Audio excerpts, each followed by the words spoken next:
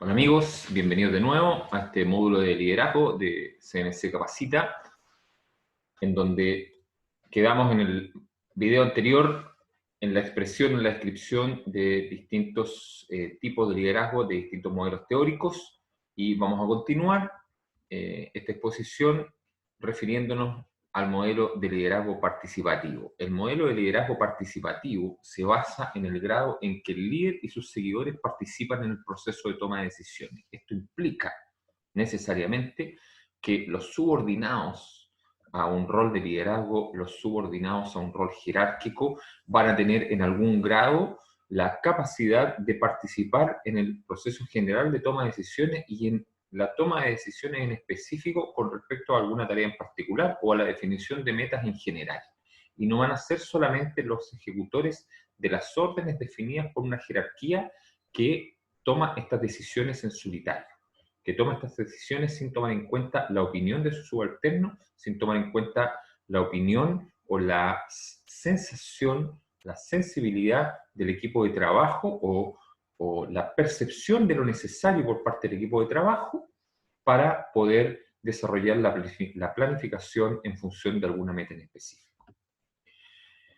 Ahora, desde el punto de vista general, ¿cierto? Vamos a entender que existen tres tipos de liderazgo puro. Es decir, obviamente, estos tipos de liderazgo en alguna medida se van a relacionar entre sí o van a intercalar ciertas características y nos vamos a encontrar entonces que un determinado líder u otro va a tener algunas características de un tipo de liderazgo y algunas otras características de otro tipo de liderazgo.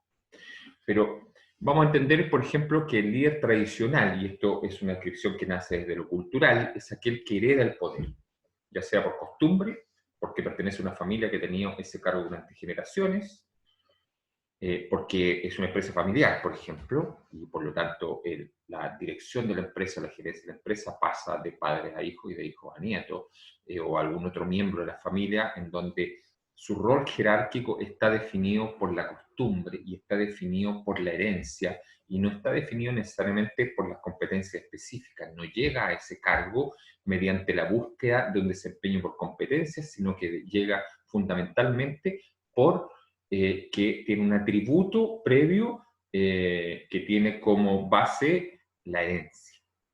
Luego tenemos al líder legítimo, es aquella persona que adquiere el poder mediante procedimientos autorizados en las normas legales. Un cargo de alta dirección pública, por ejemplo. Un proceso de selección de personal definido por una empresa con un parámetro específico, con un protocolo de selección. Cualquier tipo de cargo de elección popular, por ejemplo, y que implique un rol de autoridad. Hoy en día, por ejemplo, se va a producir en Chile, después de muchos años, la primera elección de gobernadores, en un minuto próximo, ¿cierto? Que seguramente se va a programar adecuadamente en función de lo que está ocurriendo en esta pandemia, y que no nos permite saber cuándo van a ocurrir las cosas con certeza.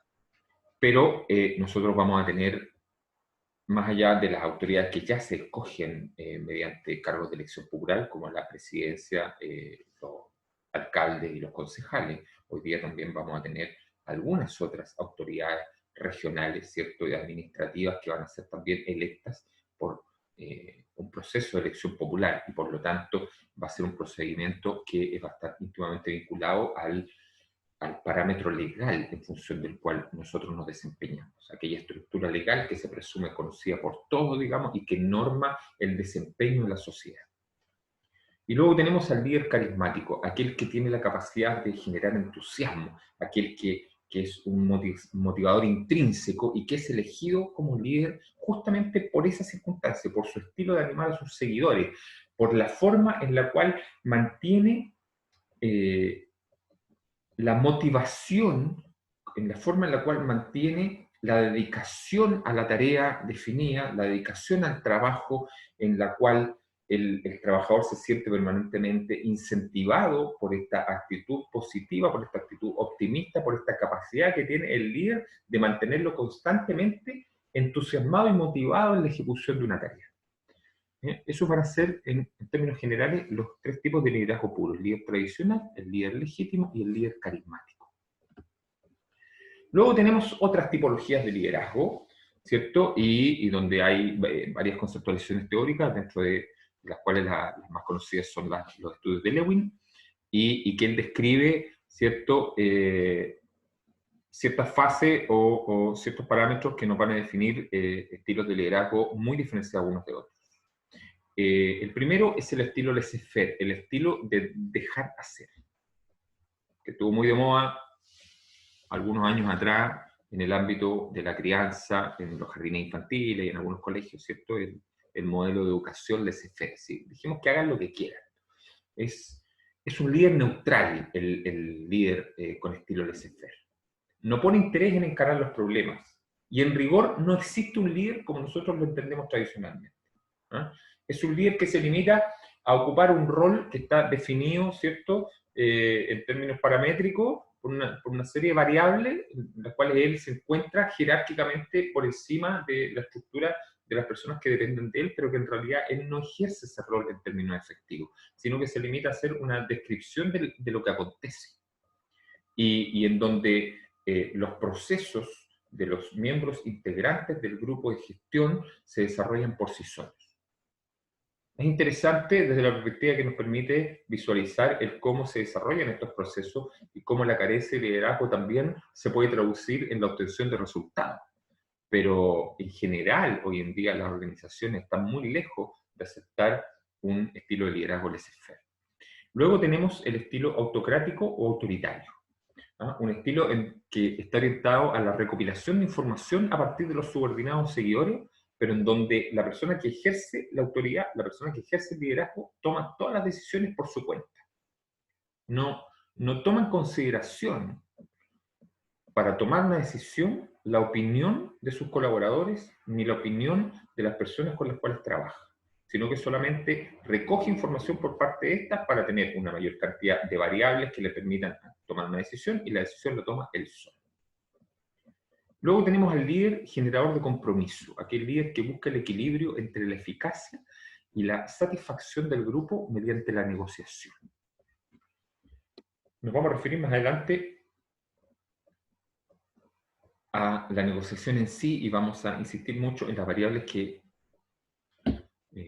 cobren importancia en el ámbito de la negociación. Pero fundamentalmente vamos a entender la negociación como el intentar obtener un equilibrio, ¿cierto?, entre dos posturas que contrastan en algún aspecto o que difieren en algún aspecto y en donde ambas partes probablemente se vean impulsadas a tener que transar en algún ámbito de lo que pretendían como resultado de esta negociación para quedar con una satisfacción que sea medianamente compartida por ambas partes. Ahí hay distintas variables a explicar, ¿cierto? Algunas las tocamos también en algún video con temáticas relacionadas al ámbito de la comunicación, pero el líder generador de compromiso va a tener un rol fundamental en el desarrollo de procesos de negociación y en alguna medida va a tener que tener habilidades y competencias relacionadas con la mediación, que es la intervención de un tercero, en este caso él, en la resolución de un conflicto que se pudiese producirse, por ejemplo, entre dos subalternos. Luego tenemos el liderazgo paternalista. El liderazgo paternalista busca una buena relación con los miembros del grupo que conduzca a un clima organizacional agradable y a un buen ritmo de trabajo.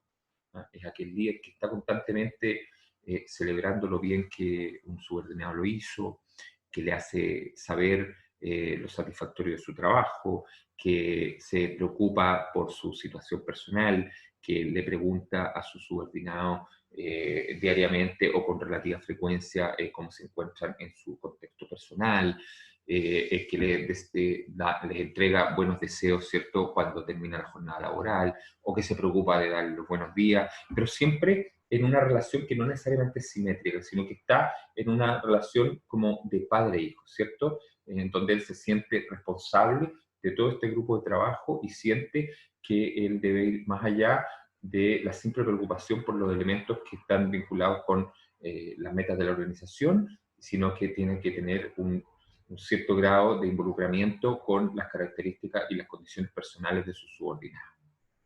Y luego tenemos al líder democrático. El líder democrático desarrolla la interdependencia a través de la participación en un objetivo común y conduce a relaciones de confianza y respeto. Es aquel líder que su estilo de ejercicio tiene que ver con que todo lo pone a consideración ¿cierto?, del grupo de trabajo. Y en donde procura, mediante este involucramiento de los miembros del grupo de trabajo en la toma de decisiones, que todos se sientan parte de esta. Es todo lo contrario a un líder autocrático y autoritario que toma decisiones por sí solo. El líder democrático siempre, a la hora de tomar una decisión, va a hacer una exposición de las variables comprometidas, va a pedir opinión con respecto a si hay una percepción sobre otros elementos a tomar en cuenta, va a incentivar la opinión en la participación de la toma de decisiones, eventualmente va a invitar formalmente a otros miembros de su equipo de trabajo a ser parte de esta decisión o a ser parte de la toma de esta decisión, y por lo tanto lo más probable es que la decisión final que se tome sea una decisión que satisfaga mucho más plenamente a todos los miembros del equipo de trabajo. Luego tenemos cuáles son los rasgos y características de un líder eficaz, es decir, qué características. Obviamente un líder nunca va a tener todas estas características y probablemente tenga además de estas características muchas otras. Pero idealmente, mientras más características de las que vamos a mencionar un líder posea, mejores condiciones va a tener de ejercer su rol de líder. Un líder tiene que tener, esto suena como de perogrullo, ¿cierto? Suena como obvio, tiene que tener la capacidad de resolución de conflictos. Mencionábamos en la diapositiva anterior la capacidad del líder de intervenir en los procesos de negociación. De esto es de lo que estamos hablando. De la capacidad de resolución de conflictos. De que se genere un conflicto al interior del equipo de trabajo o en relación a la relación del equipo de trabajo con otro ámbito dentro de la misma organización, o con un tercero, con un proveedor, con un cliente. Y el líder tiene que tener la capacidad de resolver ese conflicto. Dentro de sus habilidades, dentro de sus competencias, tiene que existir la capacidad de resolución de ese conflicto. Además, tiene que ser capaz de actuar siempre con energía. El líder debe ser percibido por su equipo de trabajo, por sus subalternos, por sus subordinados, por sus dirigidos, como una persona que siempre posee energía para acometer las acciones que le corresponden. Esa energía va a contribuir por sí sola un elemento incentivador del desarrollo organizacional y motivador del desempeño de cada uno de los subordinados. El líder debe poseer y transmitir, no solo poseer, sino que debe ser capaz de transmitir autoconfianza. Tiene que dar a entender que él cree en sí mismo. Un líder que no cree en sí mismo, un líder que duda de todo lo que siente como propio, no puede ejercer un liderazgo adecuado. El líder primero se tiene que creer a sí mismo para, a partir de ello, empezar a creerle a los demás.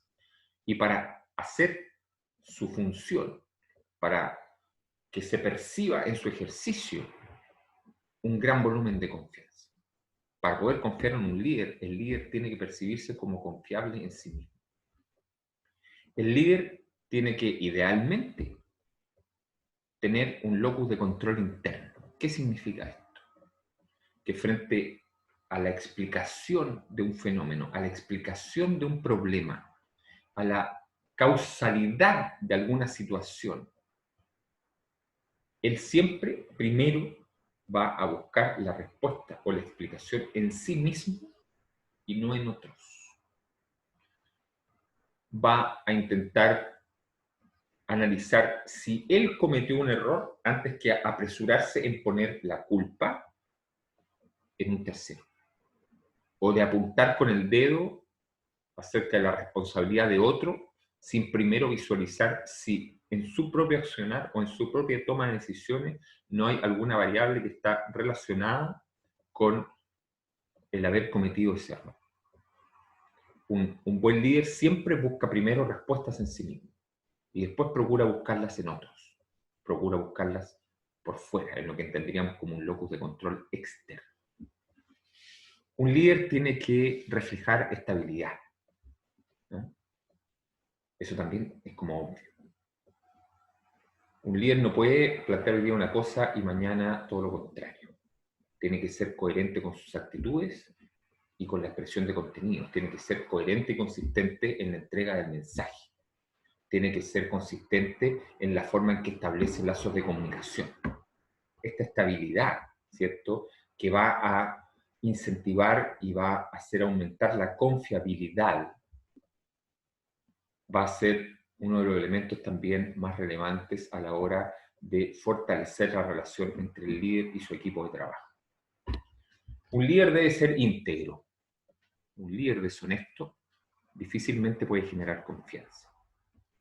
Un líder obviamente debe ser inteligente, pero entendamos la inteligencia siempre como la capacidad general de resolución de problemas, es decir, cuán capaces somos frente a la dificultad que nos entrega el medio de nosotros generar respuestas a esa dificultad para lograr solucionarla. Mientras mayor es nuestra capacidad de afrontar las dificultades que nos plantea el medio, los problemas a los que nos enfrentamos a diario, hoy en día, dentro de un contexto general de evaluación del desempeño intelectual, vamos a percibir que estamos frente a una persona con un mejor grado de inteligencia, con un mayor grado de inteligencia. La inteligencia hoy en día se entiende principalmente como capacidad general de resolución de problemas y no como la puntuación dentro de un cuestionario de evaluación específico. Un líder debe ser flexible. Un líder debe ser firme en la toma de decisiones. Cuando está seguro de algo, debe defender su posición, pero debe tener la capacidad de actuar con flexibilidad. Debe tener la capacidad de incorporar en su ejercicio, ¿cierto?, el análisis de los elementos que son planteados por otras personas. Y un líder, así como debe reflejar estabilidad y como debe reflejar integridad y honestidad, debe reflejar sinceridad. Si un líder da a entender que miente, y sus subalternos perciben que él miente constantemente, difícilmente él va a lograr desarrollar su rol de manera efectiva y de manera práctica. Vamos a dejar hasta acá este segundo video acerca de liderazgo y de sus características generales, y vamos a volver en un tercer video partiendo con la conversación sobre cuáles deben ser las habilidades sociales del liderazgo.